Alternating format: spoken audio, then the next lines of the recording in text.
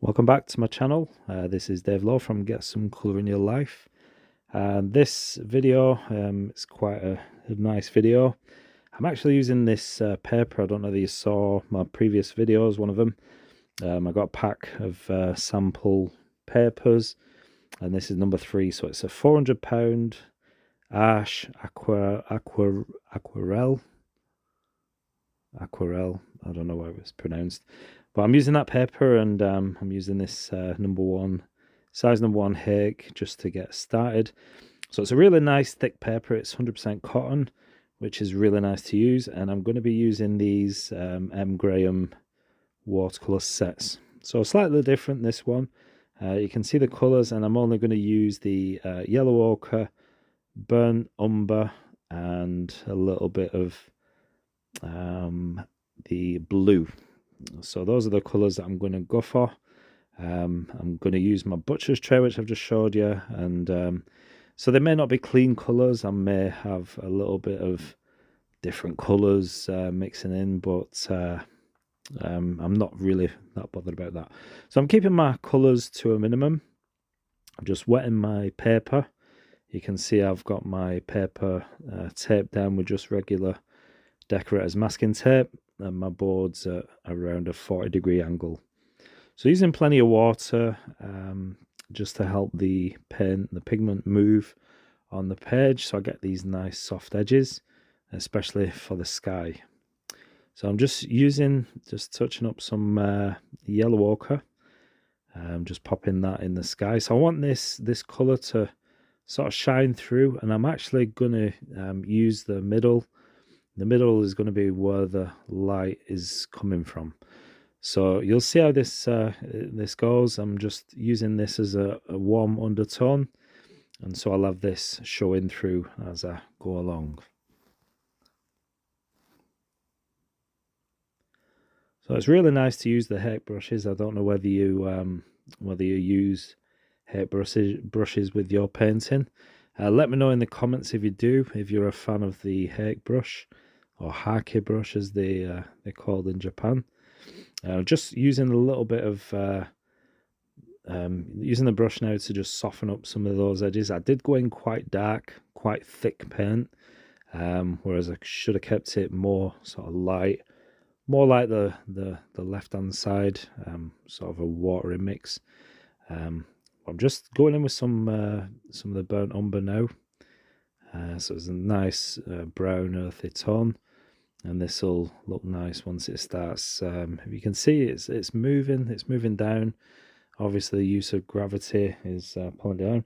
And then I just went in and added a little bit of blue to that mix, so blue, brown, and yellow ochre. You can see the paint's not exactly mixed properly on my brush, so you get these nice little bits of colour, little elements of different colour as you put the strokes down on the paper, which is quite a nice thing. And now I'm just adding a little bit of Payne's grey, which was already in my butcher's tray. That's the Jackson's watercolour, so I'm just tapping into a little bit of that as well. So it gives me nice little tones for the sky, giving some clouds, and just letting those mix on the paper.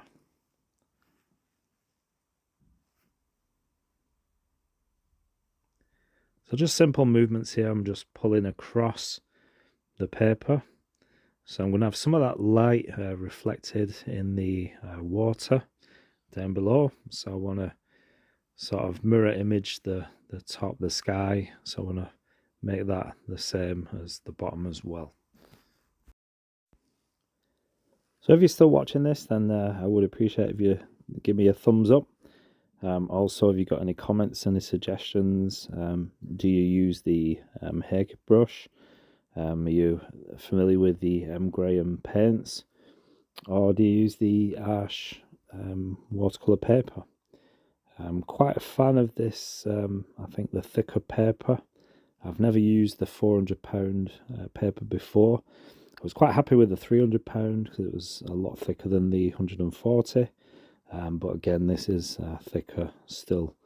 So you get some nice effects, and you can see it does allow you to lift the paint off quite nicely. So I'm just using regular tissue, and it gives me that nice lift. You can see there. So you let me know what you think. Let me know what paints you use. Let me know what you think so far of this painting, and also give me a like. And if you're not subscribed, then please do subscribe to my channel. I do have plenty of other videos. There are a lot of fun, beginner-friendly videos, so you can always watch that. I've got playlists of that.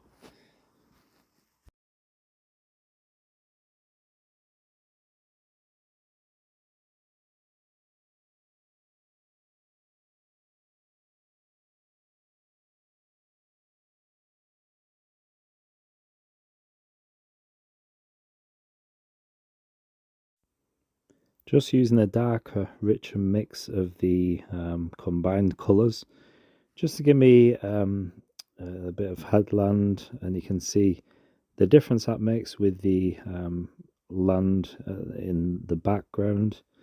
It sort of throws that to the back and brings this forward.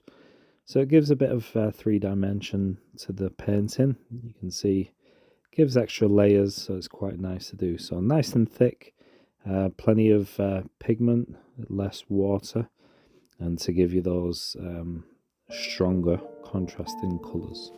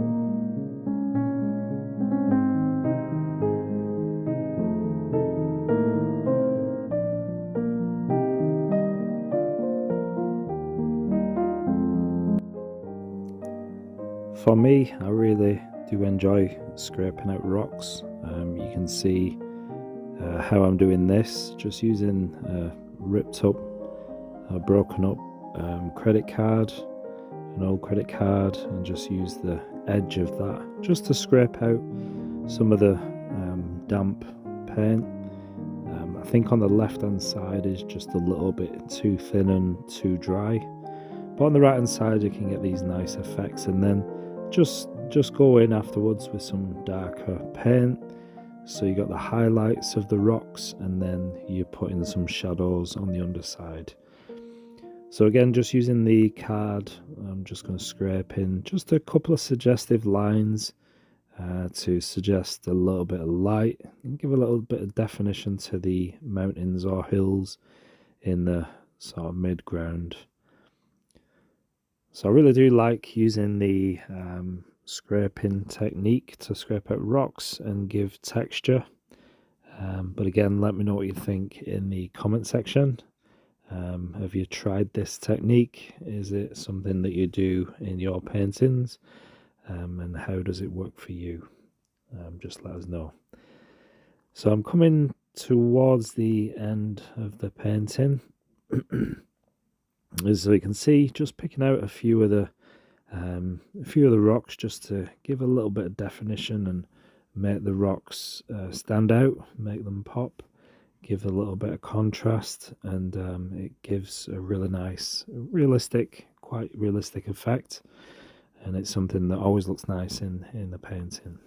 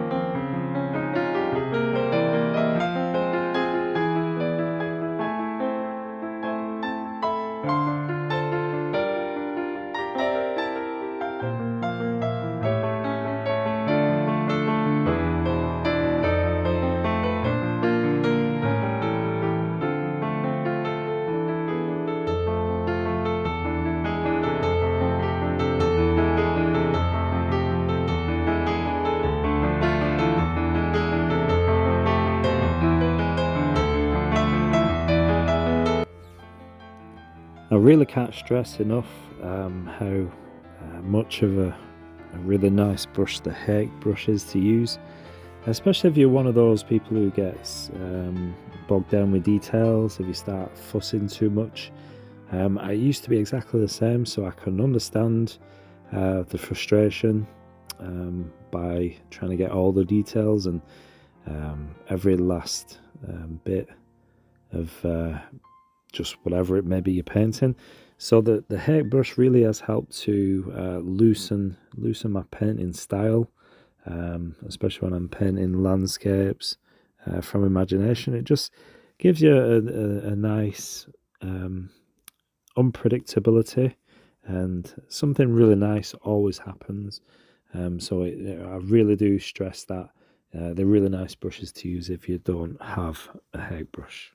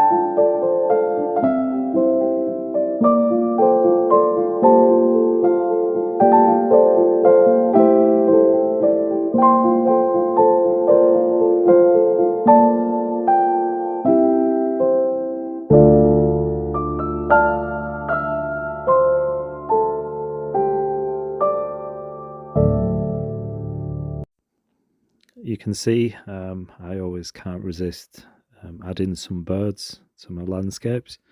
It just gives that nice a bit of life to the painting if you're not going to include people. Just removing the tape now, you can see the nice crisp clean border. It's quite a nice scene. So if you want to give this one a go, feel free to paint along with this one. And that's it. We'll just take a closer look. You can see not really messed with too much detail. We can certainly see the rocks that I've scraped out, and it makes it look like I've spent quite a lot of time painting this, but really I haven't.